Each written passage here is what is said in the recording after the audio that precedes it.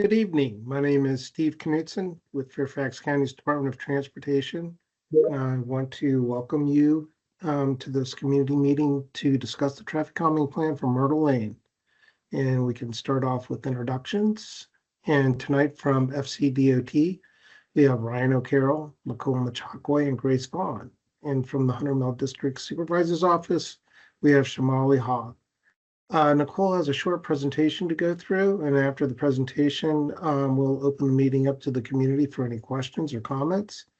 And if any of the community members or if any of the community's task force members are logged on to tonight's meeting, they can introduce themselves following the presentation.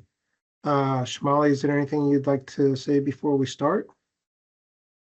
No. I'll let you take it away and look forward to hearing from the community if they have any questions. Thank you so much for all your work on this. Thank you, Shamali. Nicole, if you're ready, you can go ahead and start the presentation. Yeah, sure. Thanks, Steve. Okay, welcome in, everyone. As Steve mentioned, we're here tonight to discuss the traffic calming program for Myrtle Lane. The Fairfax County Department of Transportation and Fairfax Connector operate programs and services without regard to race, color, and national origin in accordance with the Title VI of the Civil Rights Act. For more information, please visit the website listed on this slide. Please note that this session is being recorded and may be shared on social media.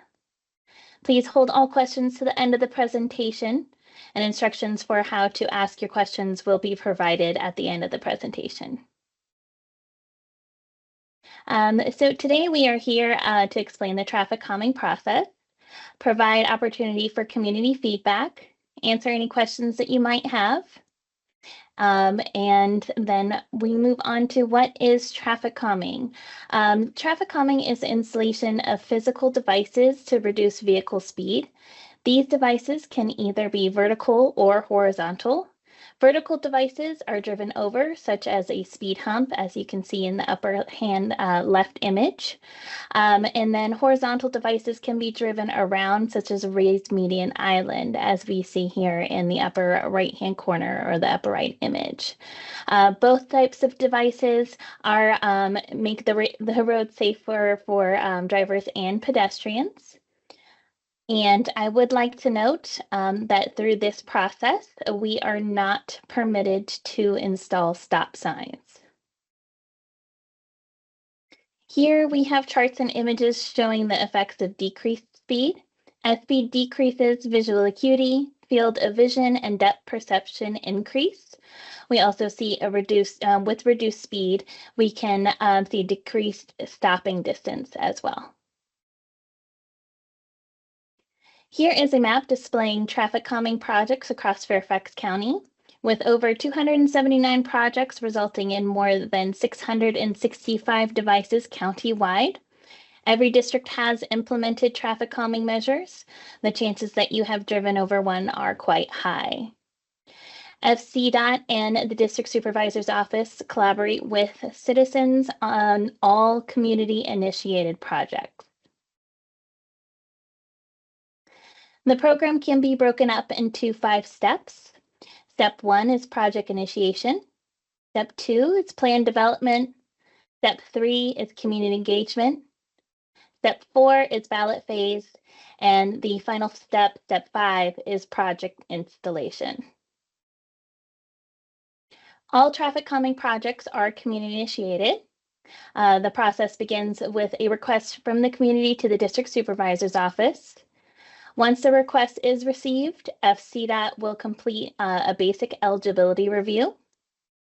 If eligible, FCDOT will then conduct a traffic study.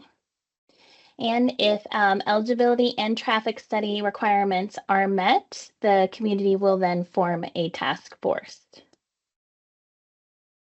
To meet basic eligibility requirements, the roadway must be VDOT maintained, have a 25-mile-an-hour speed limit, be functionally classified as a local collector or arterial street, and if it is a collector or arterial, it needs to be a residential street. Once passing basic eligibility requirements, we move on to conduct a traffic study. For volume criteria, we need between 500 and 6,000 vehicles in 24 hours, both directions combined. For Myrtle Lane, we had 523 vehicles, so we met the volume criteria. For speed criteria, the recorded 85th percentile speed needs to be greater than or equal to 10 miles over the posted speed limit. So what this means is that 15% of the vehicles will need to be traveling at 10 miles per hour over the posted speed limit or faster in at least one direction of travel. So the 85th percentile speed was recorded at 34 miles per hour in the northbound lane and 37 miles per hour in the southbound lane, which means that Myrtle Lane met the speed criteria in the southbound lane. The next step is plan development. FCDOT will conduct a site visit in the field in order to develop a draft plan. Once a draft plan has been developed, FCDOT will meet with the task force to obtain feedback and amend the plan if necessary. Then, once the task force is satisfied with the draft plan, property owners directly adjacent to any proposed measure must sign off on the device placement before proceeding to the next step of the project. There are device placement requirements with vertical devices.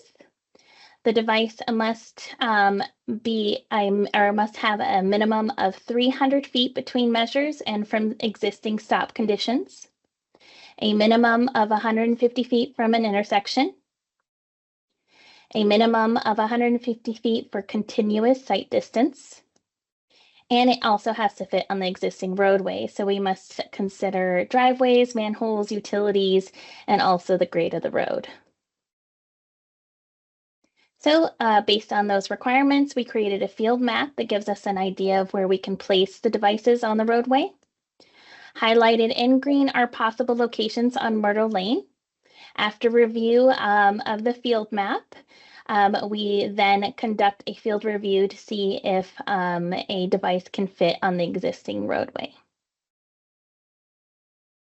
Based on the available options and our site visit, FCDOT was able to propose 3 speed tables along Myrtle Lane. Listed are the addresses that are the property owners who signed off on the adjacent property forms because the devices are directly adjacent to their property. Here is a speed table schematic. The speed table is 22 feet long and 3 inches high at center. There will be white chevrons in each travel lane and a speed hump sign with a recommended speed of 15 miles per hour on either side of the speed table. This is a larger image of what a speed table would look like from the side of the street, with it being 22 feet long and 3 inches high at center. So step 3 is the community meeting, where we are here tonight. At this stage, FCDOT presents the plan to the community to gather feedback. Based on that feedback, the task force will decide whether they want to amend the plan or move forward to the next phase. If the task force decides to move forward, we will then move to ballot phase. So step 4, ballot phase.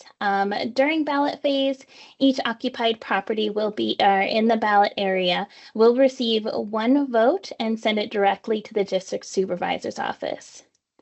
The ballot period will be open for a minimum of 3 weeks.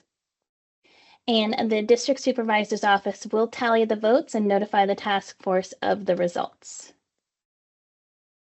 On this slide, we have an example of a ballot. The proposed devices will be listed on the ballot and the community will vote on the entire plan. The task force will be responsible for distributing the ballot packages to everyone in the ballot area. There are 3 ways to return the ballot by the deadline. 1, you can mail in your ballot directly to the district supervisor's office. You can hand deliver it directly to the district supervisor's office, or you can email it directly to the district supervisor's office. Please note that all ballots must be turned in directly to the district supervisor's office using one of these 3 methods. Any ballots collected by the task force will not be counted. Here is the ballot area map for Myrtle Lane. There are 47 ballots, and in order for the proposed plan to move forward, we will need greater than 50% of all occupied properties to vote in favor. So we will need 24 yes votes in order for the plan to move forward. And if we get the required number of yes votes, then we can move forward to step 5, which is project installation. The traffic calming plan will be presented to the Fairfax County Board of Supervisors for endorsement, and the resolution will be sent to VDOT. Once endorsed and VDOT accepts the resolution, FCDOT will work with the Department of Public Works and Environmental Services to schedule installation. And finally, the traffic calming measures outlined in the plan will be installed. After tonight's meeting, the task force will need to follow these next steps. The task force notifies Fairfax County if they would like to move forward with the presented plan. An optional meeting is available to meet with FCDOT to review the balloting process. This meeting is highly recommended to ensure a smooth balloting process. Task force and the district supervisor's office notify FCDOT if the ballots in the ballot area are to be distributed to the property owner or occupants. The task force completes the ballot cover letter and provides FCDOT or provided by FCDOT, including a task force contact information, ballot received by date, or the ballot close date, and any additional message the task force would like to include. The task force sends the completed ballot cover letter to FCDOT for approval. Once approved, they will receive a verified ballot package. And for the final step for the task force, they will need to print and distribute the ballots to all properties within the ballot area. So that concludes the presentation. We can move on to the questions and answers section of the meeting. You have 2 options to ask your questions, chat or speak. Once the chat item is activated on Teams, you can use it by typing in your question. If you want to speak, please click the raise your hand icon. And once the host calls on you to speak, you can unmute yourself by clicking on the mic icon or pressing Control Shift M on your keyboard. Please lower your hand once your question is asked. And if you do have another question after that, please re-raise your hand. If you are calling by phone, please press *5 to raise your hand. When the host calls on you to speak, press *6 to unmute yourself and ask your question. Once you are finished, please press *5 again to lower your hand and push *6 to mute yourself. At this time, please feel free to ask any questions that you might have. Thank you.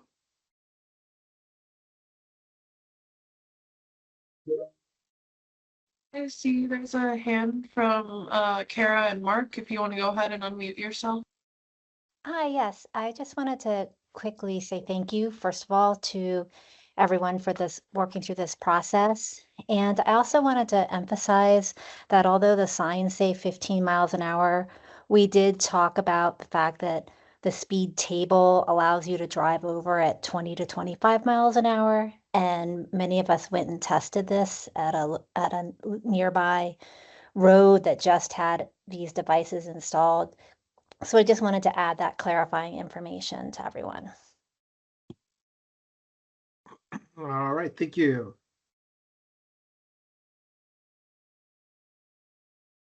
All right, so We do have a comment in the chat, or a question. It says, how many days were used in the traffic study and which days were they?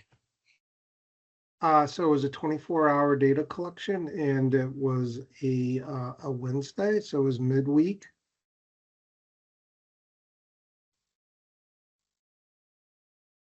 Okay, the next hand I see raised is from the 11303 Fieldstone resident. If you want to go ahead and unmute yourself to ask your question.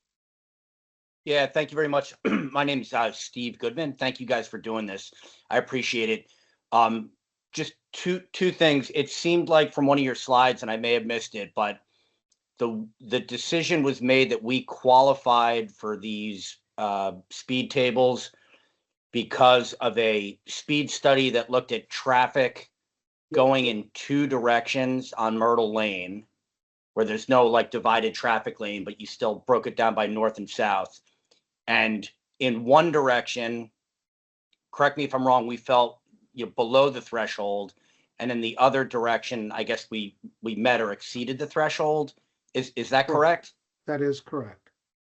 Can you tell me, so in the one direction where I guess the speed exceeded the threshold, by how many miles an hour was it exceeded the threshold? So it exceeded the 85th percentile requirement by 2 miles an hour. By So 2 it was miles an hour. 37. So it was 37 miles an hour for the 85th percentile speed on a 25-mile-an-hour road. And because clearly you guys do this and are familiar with it, I guess the situation that you looked at when you were assessing this area of a few blocks, I mean, my feeling when it comes to this is, I didn't know that this was an issue. I mean, I guess it came to my attention a few months ago, and I understand people are very interested in it, but it seems like, the idea of adding of 3 of these devices that are, installed on the roadway seems excessive, but I don't know if it is or not based on the studies you've done in the past. And I was just kind of curious how, the idea of going from none of these devices to 3, if that's sort of common, if it's reasonable, if that's normally what would happen in a situation where there's nothing in place, to go to 3 of these devices. Thank you. So the number of devices being proposed is generally dictated by the length of the roadway that we're working on, not necessarily the speed data that was collected. So, we need to try to address concerns along the length of the roadway. And if we only put one device out there, we feel that, people would only slow down at that one location and then reacquire their speed. So the length of roadway is really what kind of led us to the 3 locations, and the geography of the roadway also.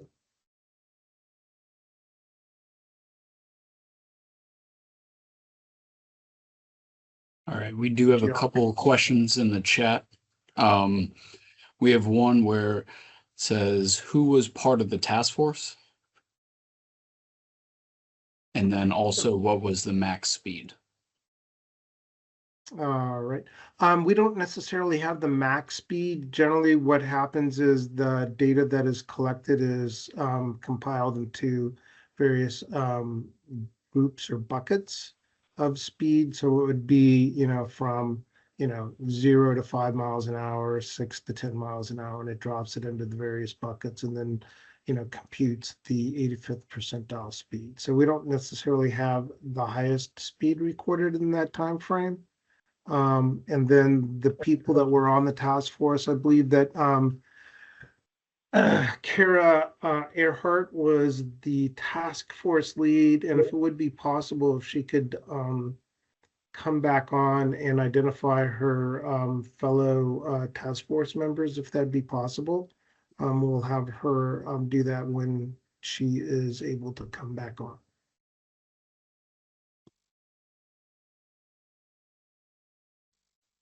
Okay, and if we can just go ahead and unmute Kara right now, and then maybe she can give us a rundown of that, the people that were on the task force. Hi, Yeah, sure. Karen should be able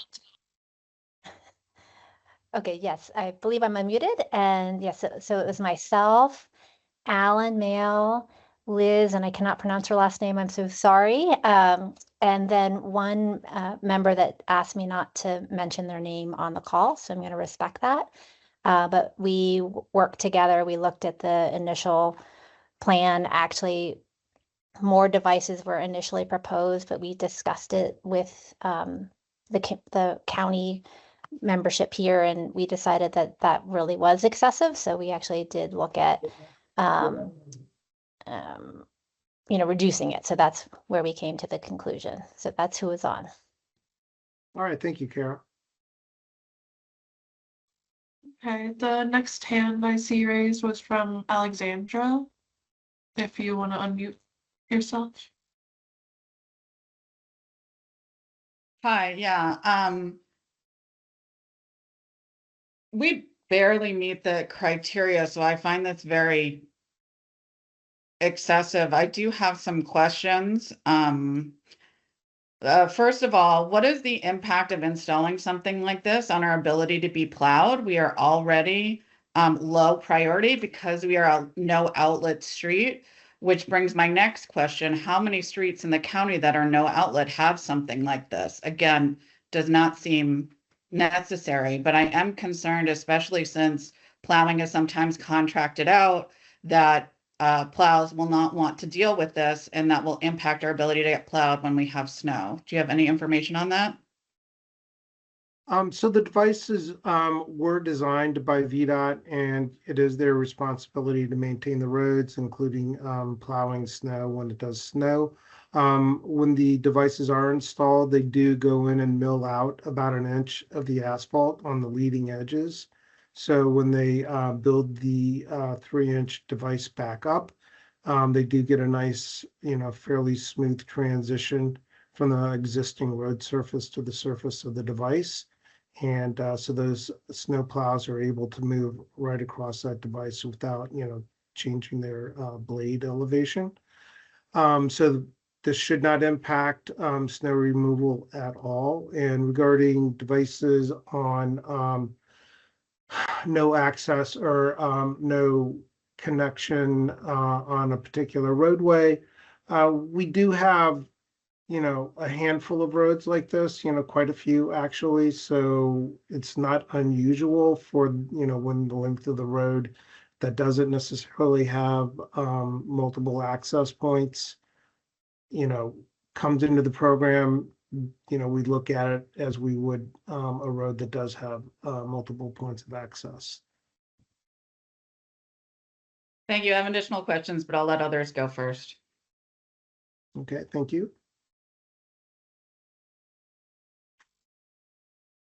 Right. A couple questions here in the chat. One is, was the task force aware of the time and day of the measurements? And also, have alternatives been evaluated, such as radar feedback signs or increased enforcement to temporary traffic calming pilots?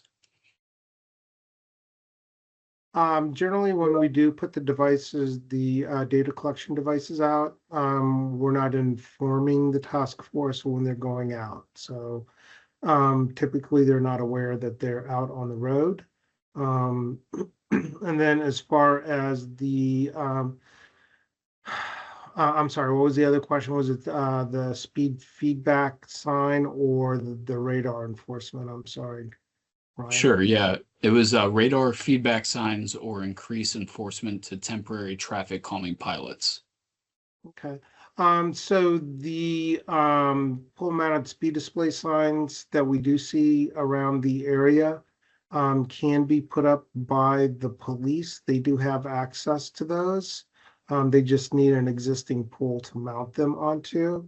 You can make that request through the police department, and they'll try to put it up for, maybe a 2-week period. That is a temporary installation. They are fairly, often required. So it is kind of difficult to get onto their schedule, but you can always make that request. And then, as far as doing I will say, enforcement. can I just, so this is Shamali from the Yes. Hunter Mill District Office. and I work with the police, we only have a handful of those pole mounted signs Mhm. and they rotate around. So even if you got one, it would not be a permanent installation. It would be temporary to collect data and information. It's more police collect data on it.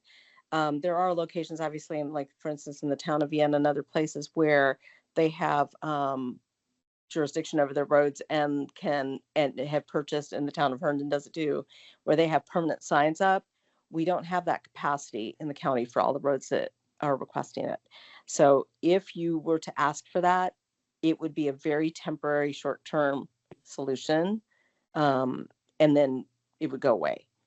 So just Okay. kind of letting you know that that's available to you, but it isn't anything long-term. That is correct. So it would probably be up for just a couple of weeks and then it would move on to another location. And then I think also as far as doing any kind of radar enforcement, that would be something that would be a request again through the police. And they do radar enforcement or any kind of speed enforcement when they have the personnel to do the work. And, it is difficult to sometimes cover, some of the residential areas throughout the county. Okay, thank you, Steve. The next hand I'm seeing raised is from Amanda. If you want to go ahead and unmute. Hi there, this is Scott. Amanda's my daughter who signed into this. So at the beginning of your presentation, you had core requirements for qualifying for speed calming. I thought I read something like feeder roads. I think earlier in your study here. Does our neighborhood really qualify for this? We're not a through neighborhood street here. You're basically subjecting 47 homes to these speed tables. How does that even come close to meeting some requirements for 3? So you have residential street collector or arterial. So we have 4 courts that feed onto Myrtle in your speed enforcement zone here. Does that really qualify? Well, actually, Myrtle Lane is a local road, which does make it the easiest type of road to qualify for the program. So pretty much all local roads with the 25-mile-an-hour speed limit that are, somewhat residential are eligible for the program. And as far as the fact that, there is no other access points for this road and, it is a smaller community. And if the community feels that these devices aren't warranted, then we do have the ballot process that you'll be able to express that opinion. Right. So you're saying there's many other neighborhoods in Fairfax County that are no outlet streets with small amounts of homes that have speed tables, 3 speed tables in a few hundred feet? I'm not positive about the number, but like Car Hill Road in Vienna, which is in Fairfax County, but it is in the Vienna area, just right off of Lawyers Road, is pretty similar. Maybe it might be a little bit longer, but not much. It probably has about the same amount of houses that use it. And I do believe there are 2 devices on that roadway. So yeah, I mean, it's not unusual. Yeah, I've never been through a neighborhood, no outlet neighborhood with speed tables. Small neighborhoods like this, they're always through streets. And then back to the study that you did, we're barely, just slightly over the amount of cars necessary. Is 1 study sufficient? Should there be subsequent studies here? Because we could, that might have been a heavy day, that we had 500 passings back and forth. And where did you collect this data from? At what intersection? Did you Yeah, I collect mean, it basically, at we're not Fields at going the to collect beginning? multiple times once we qualify the road for the program. Grace, where did you say the devices were placed for the data collection? It was just north of Running Cedar Road. So just north of Running Cedar Road. So north would be after Running Cedar? Or Yes, before Running Cedar? just north, just between Running Cedar and Lawyers Road or Handlebar Road. Okay. Okay, All right, thank you. all right, thank you.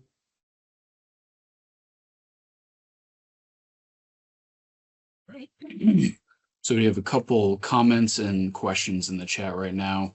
One comment is 1 24-hour random period over the year is quite the small sample size. Just a comment.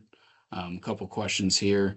Since the 85th percentile speed only slightly exceeded the 10 miles per hour threshold, are there other less intrusive alternatives? So for the roadway that we're looking at, this is probably the least obtrusive device that we could put in to address some of the speeding concerns that we've identified.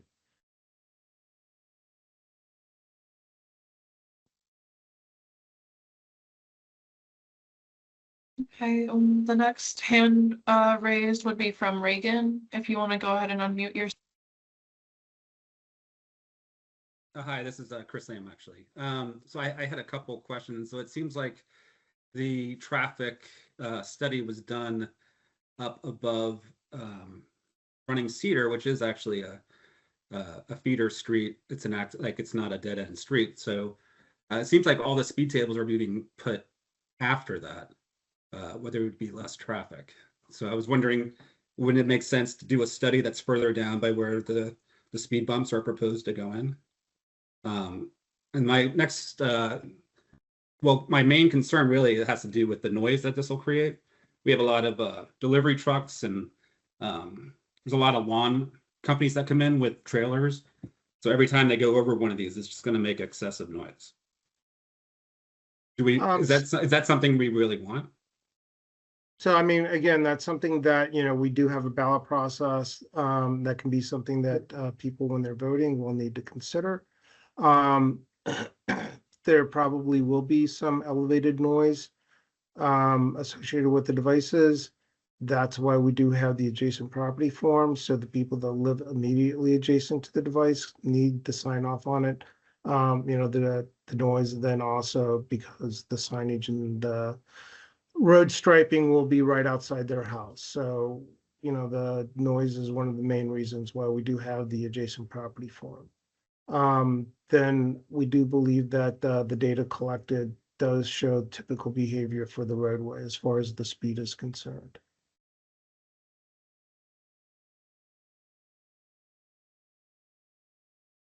I know you guys had said you can't do stop signs, but is there a process for getting a stop sign? I would think that if there was speed was a concern, a less intrusive way would be to put a stop sign, like make Myrtle and Fieldstone Lane a 4-way stop sign. I think that would probably solve most of the problems without having to put in speed bumps. So yes, I mean, you can make the request to VDOT, but generally the use of stop signs aren't used to control speed. They're used to control actions at an intersection that require it. So their main focus is to control movement through an intersection. It's not a speed reducing device. All right, that's all I had. Thank you. Thank you. So jumping back into the chat, if other options are available, including radar, police communicating with delivery companies, etc., then why are we moving to this more permanent solution? Like I said, there's not too many other options available. We can do some temporary things. As Shamali mentioned, the pole mounted speed display are just a temporary measure. You can always reach out to the police for enforcement.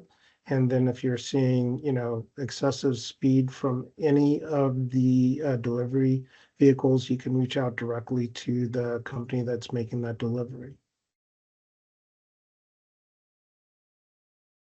Then another question we had in the chat was, you said that you cannot install stop signs. Can you move the actual 25-mile-per-hour speed limit sign? It is in a location that is easy to miss. Again, that is one of VDOT's responsibilities. If there is a concern about that location, you can probably, reach out to VDOT directly and ask that they review that speed limit sign location.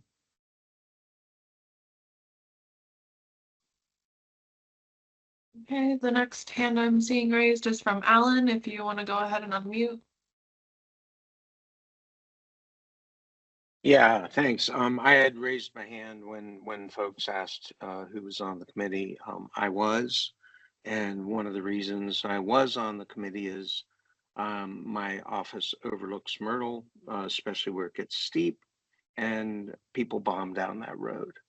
That's not where they measured, obviously, and I can only imagine that trucks and cars are even going faster as the grade increases. So that was one of the reasons I joined. And the other thing I would say is, being a cyclist and coming down this road, I also was vehemently against speed bumps. I biked over a lot of speed tables. I've driven over a lot of speed tables. The length that they have really, it slows you to 25, which is where people should be driving anyway. And that's why I feel that they're not that aggressive of a solution. That's just my opinion. We all get to vote on it. Thank you. All right, thank you, Alan. Okay. Another question we had in the chat is, so there would be no speed tables near the data collection site? So currently, no, there is nothing proposed up there. I do believe that we had something originally proposed in that location, but we couldn't get sign off. Okay. And then we also had a comment and question. Given the placement of the traffic study, a lot of that traffic could have originated on running Cedar. And then a question is, if a ballot is not returned, it is considered a no vote, correct?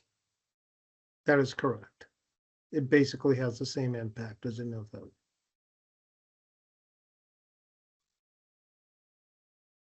Okay, Kara, I'm not sure if you wanted to ask another question or if your hand is still up, but.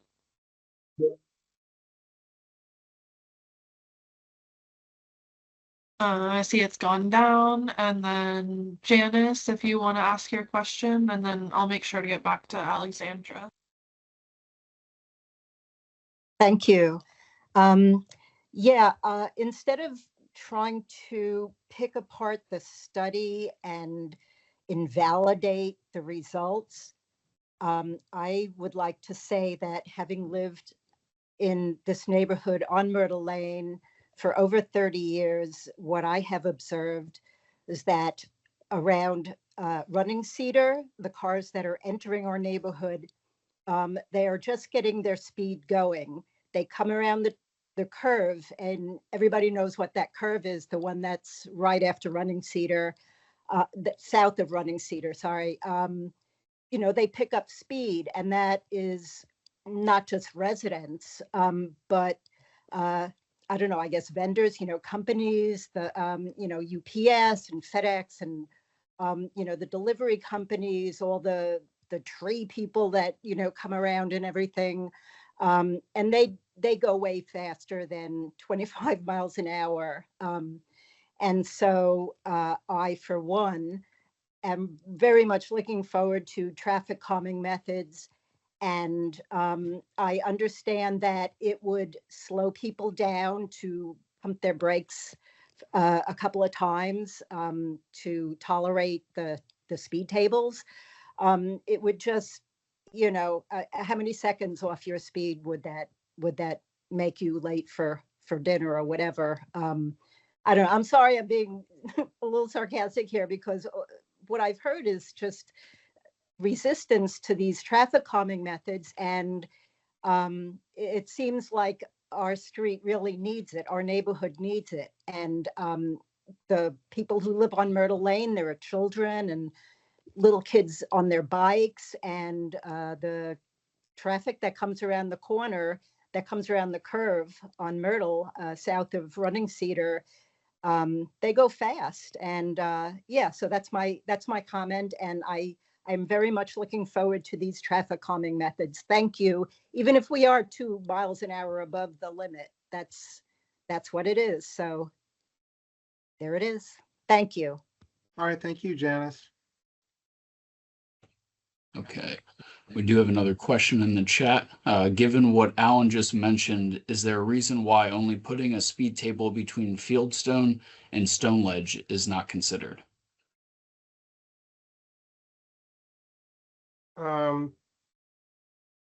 Why it's not considered? We do have one device down there, and then we do feel that the two between Fieldstone and Running Cedar are the ones that you know, we do feel are warranted also.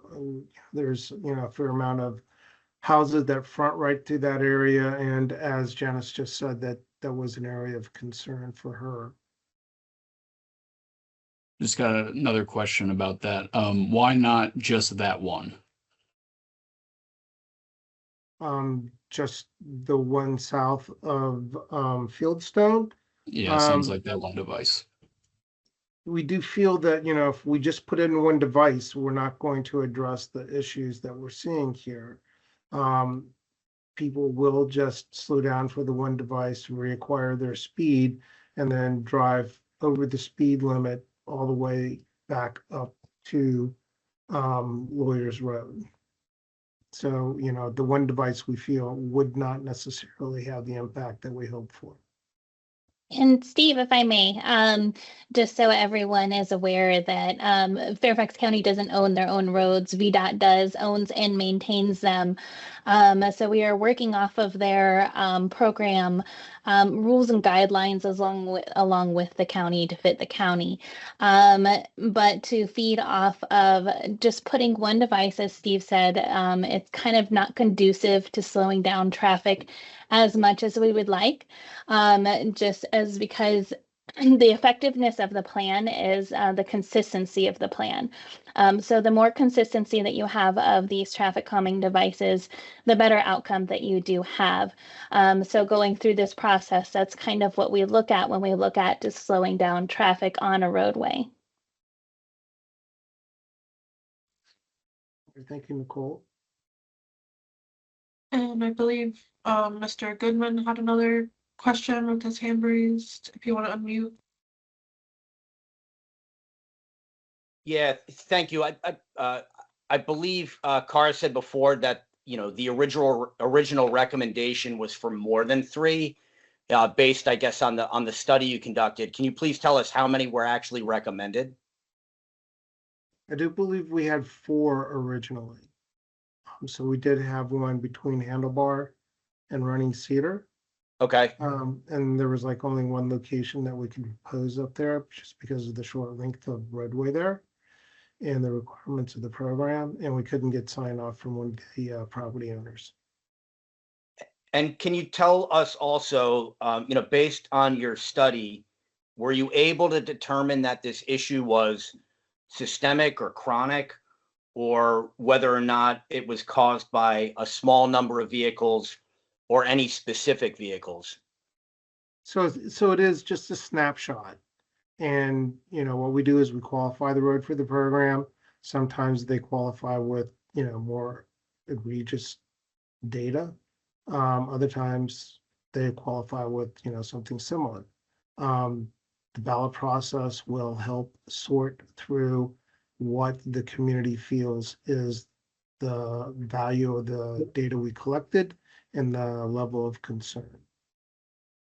And one last question, have the police, as far as you're aware, I mean, what role do, you know, first responders play in this? I mean, have the police ever been called to have any incidents occurred related to what, you know, the issue at hand is? Is there a history or pattern of excessive speed that's caused accidents or incidents or anything reported over recent history? So we just use the data that we, you know, acquire to qualify for the program. We aren't reaching out to the police to see if they've, you know, issued any tickets in this area. You we feel that, the data that we collected is, a good source for us to indicate basic use of the roadway and how people generally perform on the roadway. And one last comment for me would just be, I didn't know that the speed limit on Myrtle Lane was 25 miles per hour until it was pointed out to me that I should go look at the sign, which is in a really easy spot to miss. So, I mean, I can tell you from my standpoint, after seeing it, knowing that, based on this issue, I mean, I'm more aware of, what the speed limit is and think about it, just from knowing it. So I think me just knowing what that is was very helpful to me. And again, I think the sign is in a very, very bad spot where a lot of people could miss it. So thank you very much.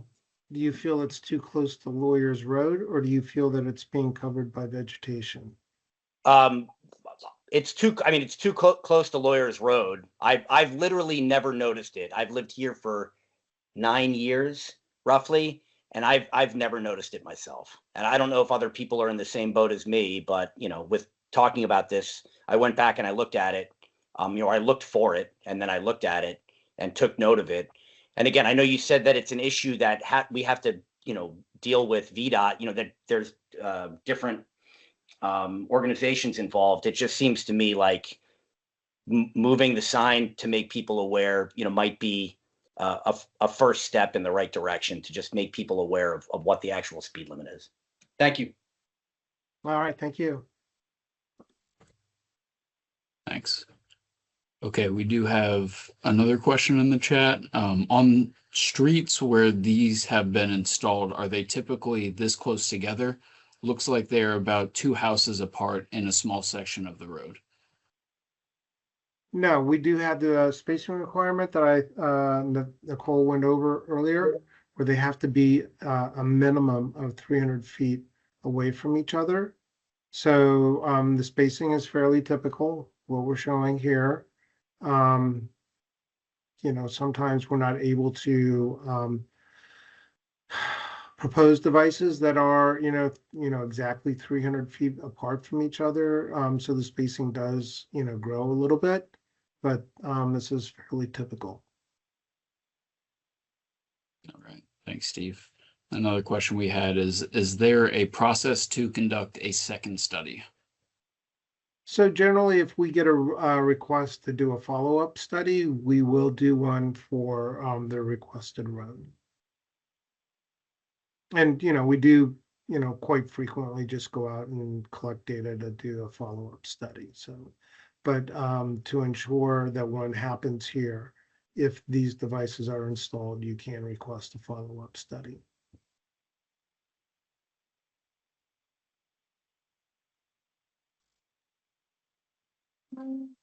If you want to unmute yourself, you can go ahead.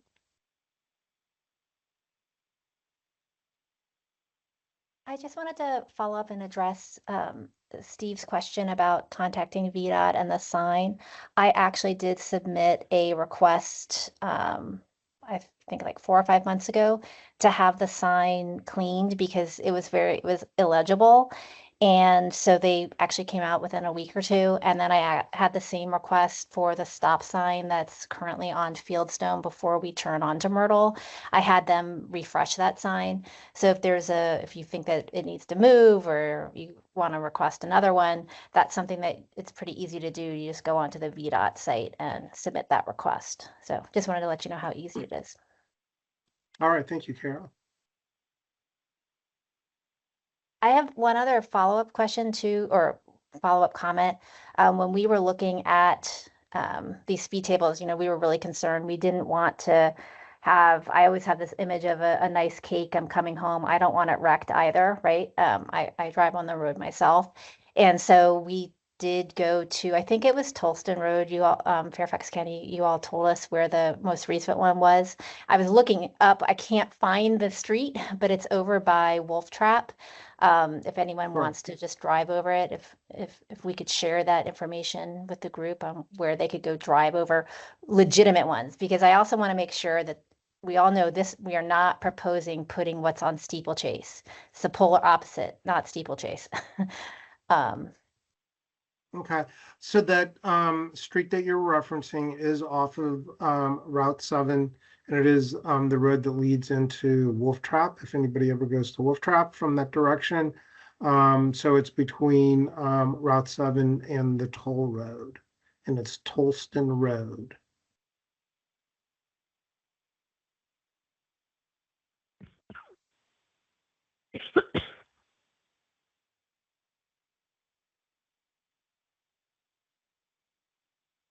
So we're displaying it here on the screen right now.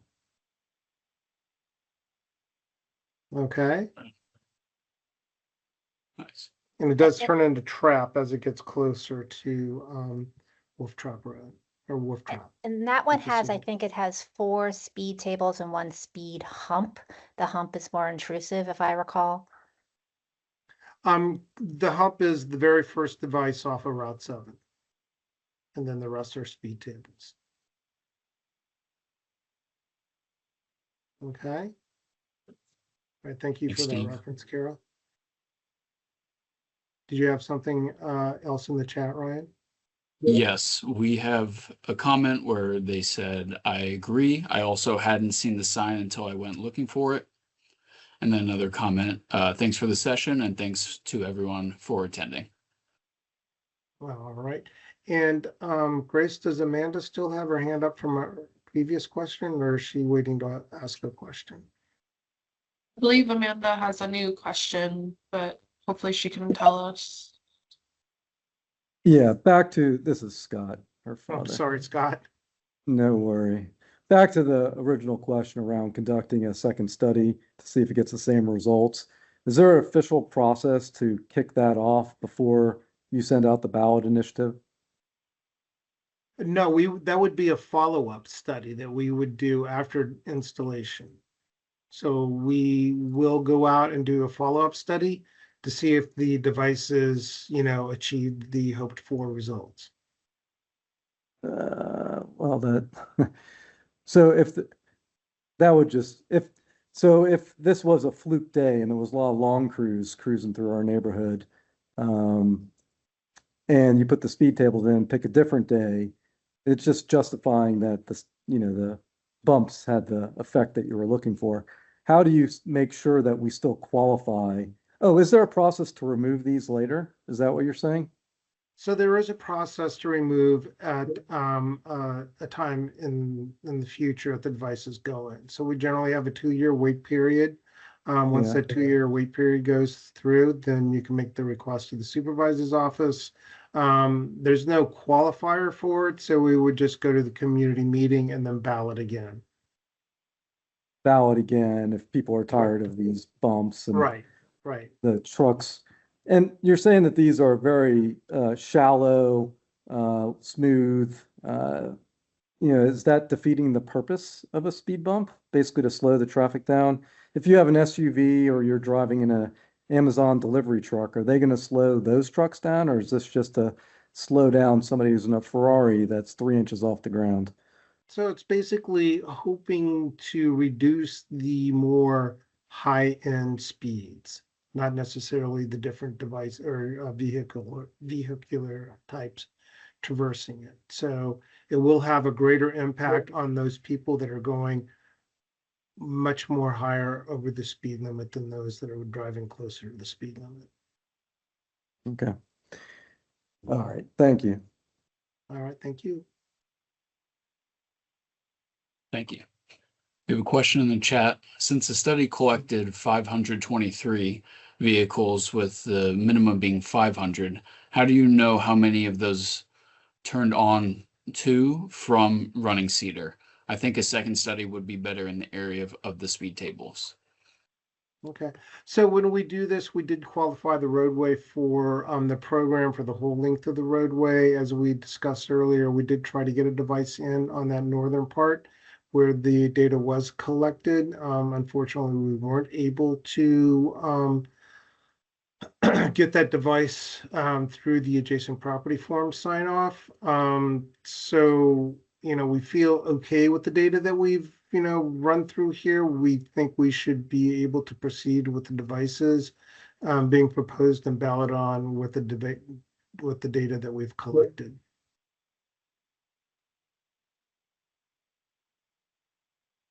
Steve, couple Yes. comments here. Valid sample, thank you.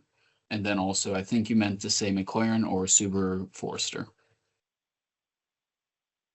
And we're all caught up in the That comment was section an now. guys, that was an inside baseball thing from the people in the neighborhood who've seen some vehicles. So you can disregard that. That was for entertainment purposes for some of the people on this call. I apologize. That's okay. I'd just like to read the chat and make sure everyone's heard. So I appreciate it. Thanks. Okay. So back to this study, are you saying, I thought it was said earlier that the study was conducted from after Running Cedar. Are you saying the study was done from Lawyers to Running Cedar? That's where you got the 500 cars? That is correct. It was done just north of Running Cedar. Yeah. So all, as somebody said, I think Steve just said, all the speed bumps are after Running Cedar. Correct. So how is this a proper study? As I The said, speed- when we collect the data, we are collecting it for the whole length of the roadway. Unless a road is excessively long, we're going to qualify it with one data collection at one point. And then we Yeah, try to work but- on the whole length of the roadway. Yeah, but probably half these cars might be turning off on Running Cedar, and all the bumps that you're putting in are post that. And I think when you're typically talking about analyzing the entire road, you would probably put in the speed bumps to address the traffic on the entire road. You've only subjected 47 homes to these bumps, and half the traffic might turn off at Running Cedar, because Running Cedar probably has more homes on it than all the homes that you're putting these bumps on to slow down. So if I may, Steve, I can go ahead and reiterate kind of what Steve had mentioned before. So when we're requested for the roadway, we are requested by the community what part of the roadway they want us to analyze. So we do not develop the plan until after the road qualifies. We did recommend or did propose a device between Handlebar and Running Cedar. However, we did not get the adjacent property forms signed. So there was a device there that we did propose in our plan, but the adjacent property forms were not signed. Yeah, I'm sure, because probably a lot of people don't want this. But Actually, just one of the neighbors didn't sign, the other one did. So it was just one house that didn't sign. what would it take to put a petition in to do a study from Running Cedar on to see if this section of the road qualifies? There's maybe a couple hundred people go back and forth every day. And certainly the last one towards Stone Ledge, there's only 8 homes down here.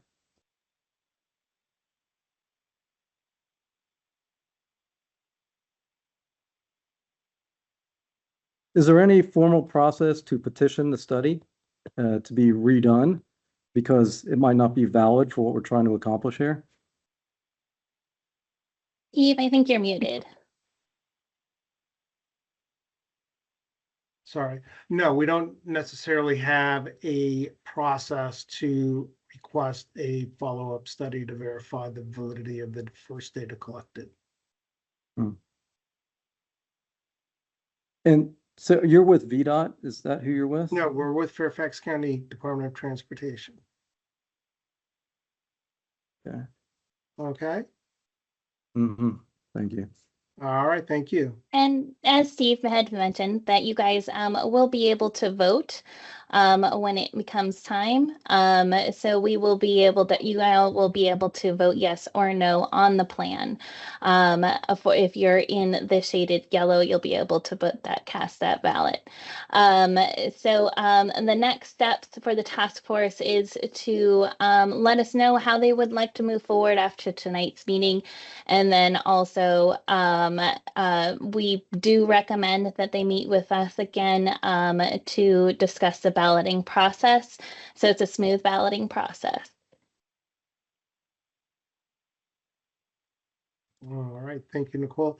And Nicole now has up on the screen contact information for both the Hunter Mill office and Fairfax County DOT. So if you want to email us, just send it to dotinfo@fairfaxcounty.gov with Myrtle Lane traffic calming in the subject line, or you can call 703-877-5600. The same with the Hunter Mill District Office. You can email huntermill@fairfaxcounty.gov. Myrtle Lane traffic calming in the subject line, or call 703-478-0283. Okay, and if we don't have any more questions or comments, then I think we're going to go ahead and end tonight's meeting. And thank you for everybody for attending. Steve, we do have a couple more comments and questions before we end. All right. Yep. So we have a comment south of Running Cedar, cars pick up speed. One comment, one question here. Why do 4 people get to decide if we move forward? And then also cars turning from Running Cedar onto Myrtle aren't going to get up to speed after turning. They effectively make the recorded speeds lower. Okay. Because we needed somebody to work with as far as who gets to decide. So, the task force is basically going to make the determination on how this meeting went, if they want to proceed. And if they do want to proceed, then we'll go to the ballot. And then everybody within that ballot area will be able to participate. The criteria was met going south so they can pick up speed from Running Cedar down to Lawyers. That's our last comment. All right. Thank you very much, Ryan. And thank you, Grace and Nicole and Shamali. Thank you. And everybody, thank you for attending.